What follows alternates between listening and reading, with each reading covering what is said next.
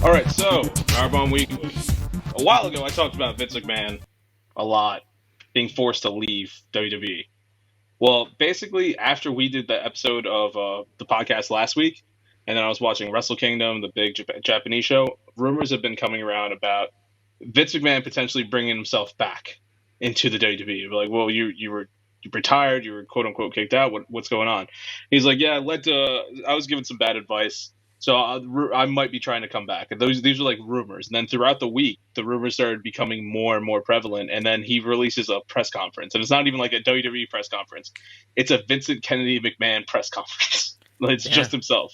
And he's just like, yeah. So the whole thing is, he's saying that he's going back to WWE to pursue a sale of the company. He says that basically, yeah, nobody other than myself can sell the WWE, so I'm going to put myself back in place to do so.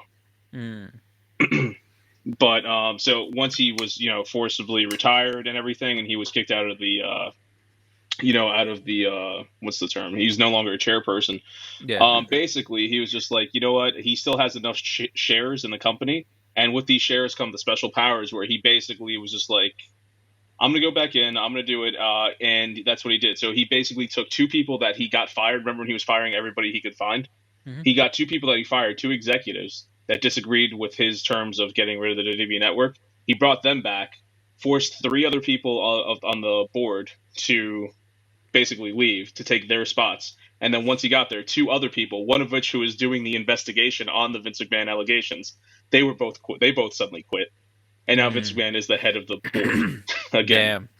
So that's some fishy shit. Do you feel like they planned it? Like he planned to step away and then planned to put himself back in, or is it actually real? So, I don't know. So I mean, this is all real stories, obviously, but it's I don't know if he planned on doing that. I think he was planning to stay the whole time, but he thought that the best play at that moment was to leave and then try to find a way to come back, and essentially it worked. That's what he did. But I think initially his plan was just hey, this is all going to kind of just blow over. We'll be fine. I'll just stay over here. I'll take myself off screen. I'll let Stephanie run everything, and we're all going to be good. And then it got to the point where people were just hey, this isn't a good look. You're the face of the company. You're the running the company, and there's all these allegations. You should leave, basically to save the company. And that's why he left. And he even said it. He's like, yeah, I think I was just bad advice. I think I'm just going to come back so I can get the sale going. And last time we did Powerbound Weekly, one of the news stories was which company's going to buy WWE. So it's that's another thing that came up, where it's people have been talking because they're TV rights and all that, the contracts and all that, it's about to be up. So basically they're trying to see if they could get WWE sold within the next 3 to 6 months and have somebody else buy it. Now that could go to Comcast, it could go to Fox, it could go to Disney, it could go to Warner Brothers Discovery, which would suck for AEW. It could go to Tony Khan, the owner of AEW. It could go to so many people. And one other name that came up, which I really don't want, is Saudi Arabia, where it's apparently, remember, they're buying a bunch of video game companies. They own the rights to a lot of video games. And some people are just hey, if they were to buy it, basically take over, just have Vince McMahon run it. And I feel like that's just the ultimate worst case scenario. And they can't afford to do. Do you think any of the streaming companies would be able to do this, to buy it? 100%. Anyone can.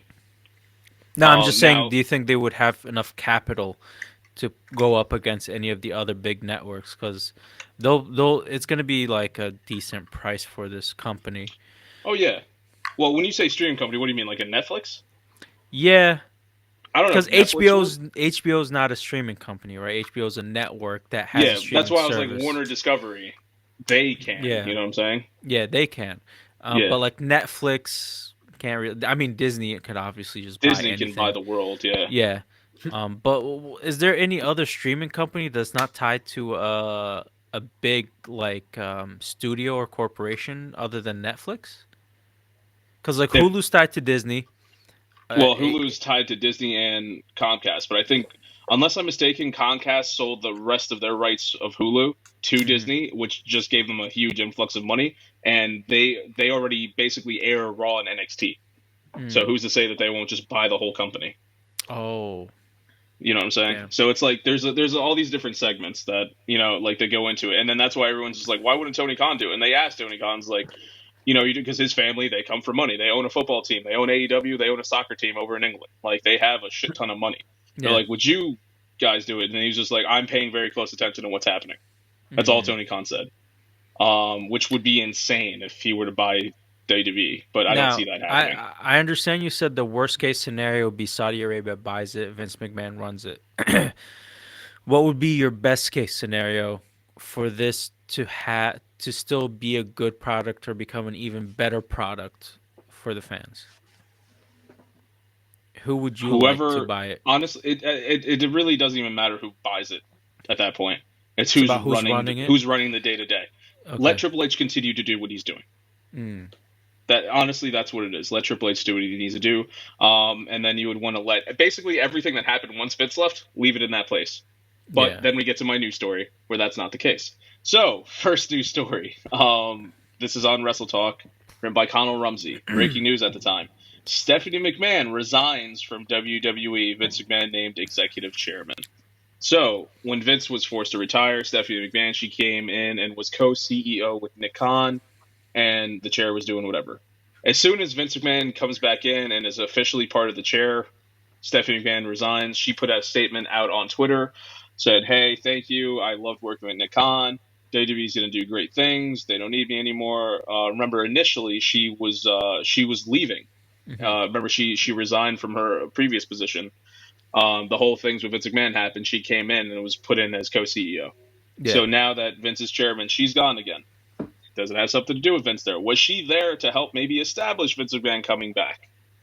Is she leaving because Vince is coming back? We don't know. We don't know what's going on. But now the sole one and only CEO of WWE is Nick Khan, which is very interesting because this guy, he's just basically like a sales agent of some sort, and he was originally hired by WWE to sell assets, make money for WWE, and potentially sell WWE. Now this man's the CEO. Yeah. So that's something. And rumor has it that when they made a deal in his contract that we don't know the exact numbers, but when he does sell WWE, he gets a bonus that is worth more than what TNT paid AEW for 1 year of television, which was $45 million. He'll be making more than that. $45 million. It's not bad. Yeah. It's not that much in the grand scheme of things. Yeah, but still, it's like it's going to be more than that, and that's basically he's just getting hired just to fire everybody with Vince and then do this. So there is that. So anyway, see, now the firing makes sense. Well, I've been saying it the whole time. It's like if he's getting rid of all these people, it must be to show like, hey, we don't have that much. I just touched this. Is my audio still good? Yeah, you're good. Okay. You'd have to imagine the whole reason he's selling everything was to like kind of show like lower, like, look, we're not spending that much for contracts or resources or anything like that. We have nothing. It's you make your books look better than they exactly. are. If you start just letting all these people go, you get an influx of revenue all of a sudden because you're not paying out. Yeah. And that was always like the speculation. It was like they were firing people because of this, which is funny because ever since like news started happening of like Vince McMahon maybe coming back, Triple H has been signing fucking everyone. So it's like there's a bunch of people that are like coming to WWE. But anyway, so this is I kind of already explained this, but this is a news story also on Wrestle Talk written by Liam Winnard. It says how Vince McMahon could gain control of WWE creative. So we said how he got the position to be chairman again. Yeah. But in terms of getting, the creative in here, basically, he's the head of the chair. He could go in there. He could have it stated in his contract, which I believe he might. Where it's just like, hey, I'm over here. Either one, whoever's going to buy us is going to say, well, we want somebody who has experience to run our creative, and who has more experience than running WWE than Vince McMahon. So they might do that, or he could just go in there and be like, hey, I'm doing this. I'm the one who put Nick Khan in this position. I made him CEO. I'm the chairman. Why wouldn't I run creative? I'm Vince McMahon. And he could also take that away from Triple H. So there's like multiple ways he could take this away from Triple H. I'm obviously nowhere near a wrestling fan like you, but this is pretty disappointing news to me. Yeah, it's one of those. If Vince is on the up and up, which this is Vince we're talking about, and he's putting himself in this position to sell the company and stay out of creative, fine, okay, do that. At the end of the day, as wrestling fans who view the product for what it is, Yeah. you want somebody who's kind of understands today's product, and Triple H is proving that he is that person. Yeah. Just let him do his thing. Let Triple H do what he's doing. The funny thing is, he immediately made a Vince McMahon decision a couple weeks ago, where Charlotte Flair, who under Vince McMahon's regime, Ric Flair's daughter, she was like always champion. She always beats everybody. It's like, oh my god, we're tired of Charlotte. Literally, Charlotte Flair came back on her first night, beat Ronda Rousey, and became women's champion all in the same night. I was like, oh, that seems like a Vince McMahon decision if I've ever seen one. And this was before Vince came back. Yeah. But I'm not saying it's related, but that was a very Vince decision. Yeah. But anyway, this kind of explains how he could gain control of creative. If you guys want to check that out, go over to Wrestle Talk. And then this one is an update on Triple H's status following Stephanie McMahon's resignation. This is also written by Connell Rumsey. So with this story, as of right now, everything is the same. Triple H is still considered the chief content officer, so he's still the CCO, and he's still running the creative side of everything. Shawn Michaels is still running NXT. So it's like basically Triple H's crew is still there, but for how long? Remember, all the people that Vince fired, Triple H brought back. William Regal, who just left AEW, came back to work with Triple H. This is Henry Cavill all over again. God damn. So it's like, it's like all these people. So it's like, I don't know, man. So there's a couple things. There's some people that I think might have been on the fence. Like, maybe I could go back to WWE because, it's Triple H's thing. And now they look at this like, I'm happy elsewhere. But with that being said, Triple H just recently got Dragon Lee. He's about to sign Carl Fredericks, who is a young lion from New Japan Pro Wrestling. Rumor has it they might be getting Jay White, the Switchblade from New Japan Pro Wrestling. He's either going to go, he's going somewhere in the U.S. apparently, either to AEW or WWE. WWE has bigger pockets, so they could afford him. MJF, he's been saying for the longest time he's going to cause the bidding war of 2024. Who's going to get MJF at the end of the day when his contract runs out? If he wants to go to WWE, MJF would fit anywhere they put him. He's that good.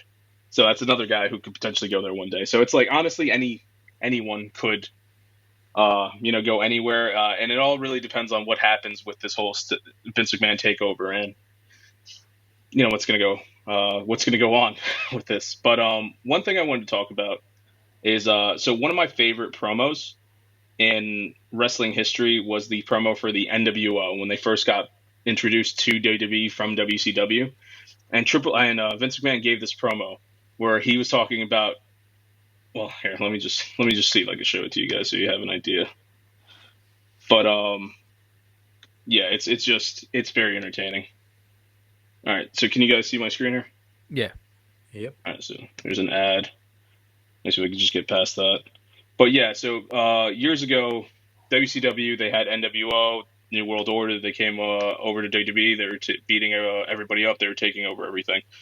So I just want to show this video that kind of like everybody's been comparing to today, ever since this whole Vince McMahon takeover. And it's like Vince is doing what he said he was going to do back in 2003. So let's see if I can get that to work. Hopefully it does.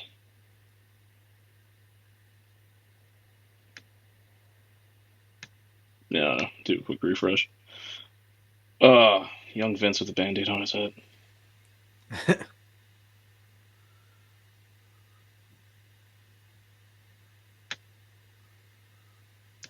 Yeah, I don't think this video is going to work, guys. It is what it is. Loading. I don't know why it's not. Yeah, it's not going through. I don't know. Look at his face. Oh, there God. it is. That's classic. That's awesome. Okay. We can hear. Is this Google Chrome? It is.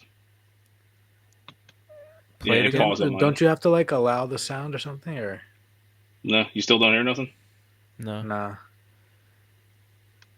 It's fine. So what Vince is saying is basically this was around the time Vince McMahon and Ric Flair had to be like, hey, we're both co-owners of WWE. And Vince McMahon's like, I'm going to bring in the NWO. And what he stated is literally like what everybody's comparing to today. He's like, Ric Flair's going to kill the WWF. I'm not going to let anybody kill the WWF. If anybody's going to do it, it's going to be me. I'm going to inject this lethal poison into the WWF, and I'm going to destroy what I created. Everyone's just like, oh, yeah, no, it's happening. It's like the prophecy came true. Vince is doing that now. He's come back to destroy his creation, his own baby. So, he's like, I'd rather destroy than let Triple H make it better. And that's, We'll see if that's the case. We'll see what happens in the upcoming weeks, and see if WWE does get bought by someone. But This is some Game of Thrones type it really shit. is. Like, oh man, this is interesting.